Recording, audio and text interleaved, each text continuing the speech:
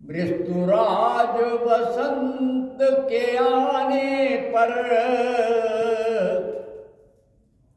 ऋतुराज बसंत के आने पर सब प्यारा प्यारा लगता है, सब प्यारा प्यारा लगता है।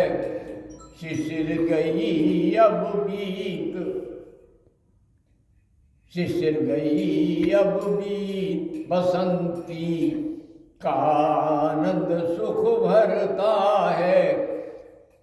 शिशिर गई सब बीत, बसंती का आनंद सुख भरता है। बसंत पंचमी के दिन श्री ने अपनी धारा धारी है।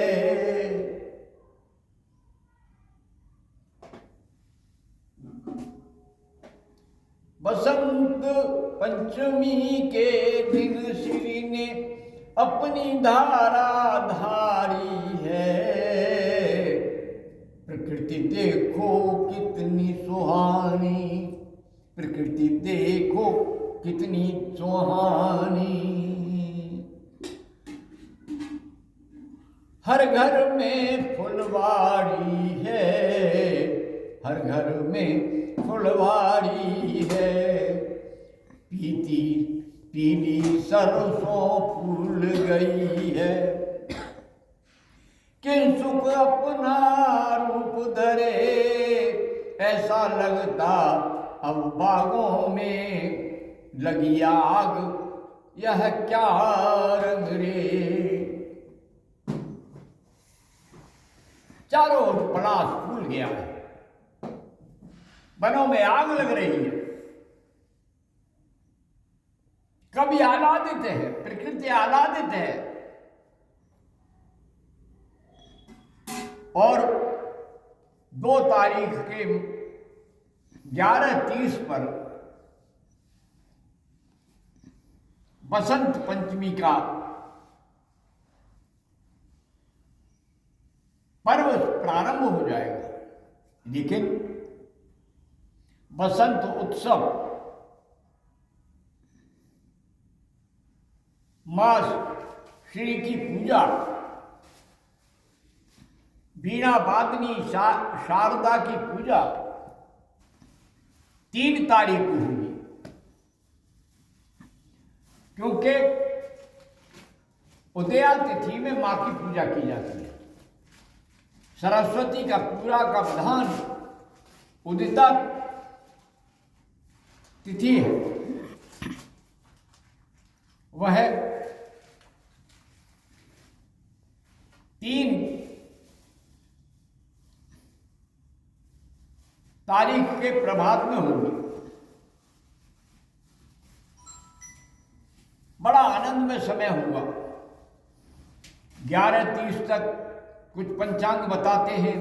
काशी के सारे विद्वान कह रहे हैं कि बसंत पंचमी का पूजन, मां शारदा का अर्चन, दीक्षा का कार्यक्रम अपने शिष्यों के लिए गुरु देते हैं, वो 3 तारीख को ही देना चाहिए। 3 फरवरी को ही बसंत पंचमी का उत्सव मनाना चाहिए। पीले चावल बनाए जाते हैं, मीठे, मधुरिम मधुरिम मधुराधिपति, सब कुछ मधुर मीठा। और पीले वस्त्र धारण किए जाते हैं। कन्याओं को पीले वस्त्र दिए जाते हैं, विद्या का मंत्र दिया जाता है। छोटे बच्चों को सरस्वती पूजन कराकर उन्हें श्री विद्या का मंत्र दिया जाता है। श्री का अर्चन सिखाया जाता है। उनके बाल पर केसर का तिलक लगाया जाता है। सारे पकवान जो भी बनाए जाते हैं उसमें केसर का रंग डाला जाता है। केसर की उपयोगिता देखी जाती है, क्योंकि मधुमास में केसर तो अपने ढंग से फूल जाती है। केसरिया वस्त्र धारण की जाती है। कितना सौभाग्य में पर्व है। मां सरस्वती का जन्मदिन और फिर ऋतुराज बसंत का सारे साथ साथ कामदेव उद्दीपन लेके आते हैं। कामदेव अपने पूर्ण उद्दीपन पर होता है। राजा महाराजा कामोत्सव मनाते थे बसंत सरस्वती का पूजन करके। सरस्वती माँ कितनी आनंद में है। बीड़ा पुस्तक धारिणी भगवती आनंद प्रदायिनी, वो बीड़ा भी धारण करती है और पुस्तक भी धारण करती है। वेदों का सृजन, वेदों का ज्ञान मां सरस्वती से हुआ है। ब्रह्मा की मानस कन्या वेदवती संपूर्ण चारों वेदों का ज्ञान लेकर के अवतरित।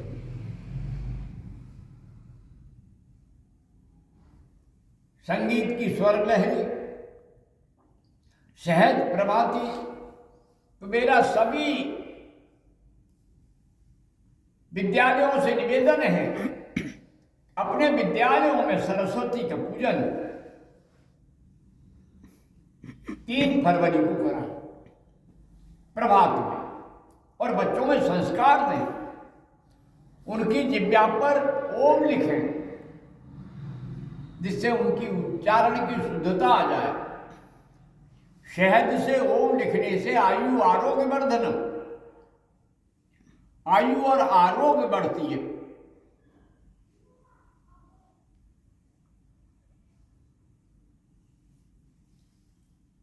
सरस्वती की आराधना सा रसवती, जो रस से युक्त होती है, आनंद से युक्त होती है, जीवन रसमय कटता है। और फिर क्या है, बस हो गया अंत शिशिर, अब चला गया। यही तो बसंत है। फाग गाए जाएंगे,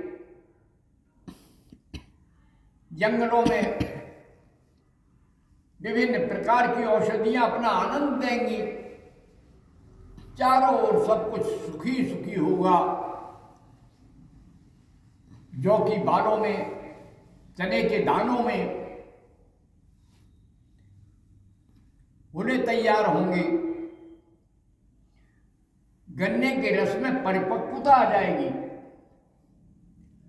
रसखीर जो खाते हैं लोग, उन्हें बड़ा आनंद आएगा। इस समय रसखीर खूब बनाई जाती है। अद्भुत मौसम है, अद्भुत समय है। तो एक ही प्रार्थना है, सारे विद्यालय, सारी संस्थाएं, सारे दल वैमनस्य भूलकर बसंत पंचमी के पर्व को आराधित ढंग से मनाएं। भारतीय संस्कृति की उद्भुत आनंदमयी धारा है। राजनीतिक वैमनस्य अपना होगा, लेकिन इतने विशाल महाकुंभ के इस महापर्व पर अगर सबने अपने भीतर बासंती परिधान धारण कर लिया तो सारा भारत महामाया बसंती की लीला में डूब जाएगा। और ये बासंते इतना आनंदित होगा। मेरा तो जन्म से नाम बासंते है, बसंती का लाल हूं। तो इस पावन पर्व पर मेरी तो असंख्य बधाई है सारे विश्व को। ये भारत में ही नहीं होगा, ये बसंत तो सब में आता है, सारे विश्व में आता है। आराधन काम उद्दीपन ऐसा कहीं नहीं है जो ना होता हो। कामदेव की आराधना तो सभी करते हैं।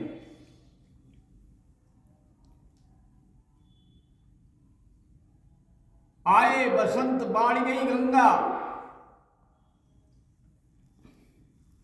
आए बसंत फूल गए अम्बा, घटघट नीर बाढ़ गई गंगा। गंगा में नीर और अधिक बढ़ जाता है बसंत के समय में। ये ऋतु अद्भुत है, सारे रोग समाप्त हो जाते हैं गंगा में नहाने से। अब दो प्रकार के हैं। देखो, शीत के काल में व्यक्ति उतना व्यायाम नहीं कर पाता, प्राणायाम नहीं कर पाता, लेकिन बसंत जैसे ही आ जाता है तो प्राण की सुषुम्ना नाड़ी अपने आप चलने लगती है। इड़ा पिंगला सुषुम्ना तीनों का आनंद। आयो बसंत,